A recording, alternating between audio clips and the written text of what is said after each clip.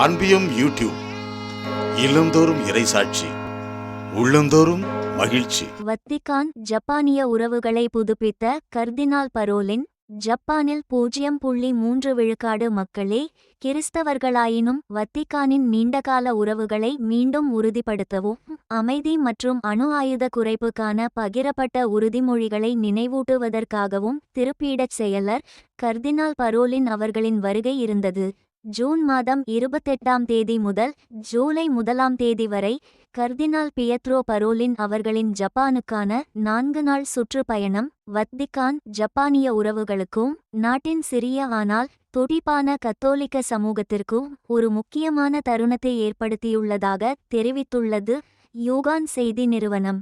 2025ஆம் ஆண்டு ஏப்ரல் மாதத்தில் ஒசாகாவில் நடந்த கண்காட்சி மற்றும் திருப்பீடத்தின் தேசிய தினத்தை மையமாக கொண்ட இந்த வருகை கலாச்சார நலன் மற்றும் மேய்ப்பு பணி ஆகியவற்றை ஒருங்கிணைத்ததாகவும் மேலும் தங்கள் வாழ்க்கைக்கான எதிர்கால சமூகத்தை வடிவமைப்பது என்ற தலைப்பில் துவங்கிய கண்காட்சியை பார்வையிட்டதாகவும் சமூக சவால்களை எதிர்கொள்ள உலகளாவிய ஒத்துழைப்பு மற்றும் புதுமைக்கான மேடையாக அது அமைந்துள்ளதாகவும் கர்தினால் குறிப்பிட்டதாக கூறியுள்ளது அச்செய்தி நிறுவனம்.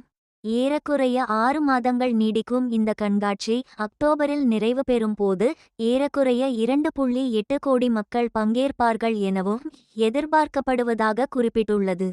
கர்தினால் தனது உரையில் ஆயுதங்களின் கட்டுப்பாடற்ற பரவலை குறைக்கும் முயற்சிகளில் வத்திக்கான் மற்றும் ஜப்பான் நாடுகள் இணைந்து மேற்கொண்டு வரும் செயல்பாடுகளை நினைவூட்டியதையும் ஹிரோஷிமா மற்றும் நாகசாகி குண்டுவெடிப்புகளின் 80வது ஆண்டு நிறைவு அமைதிக்கான அவசர தேவையின் நினைவூட்டலாக இருப்பதை சுட்டிக்காட்டியதையும் குறிப்பிட்டுள்ளது அச்செய்தி நிறுவனம்.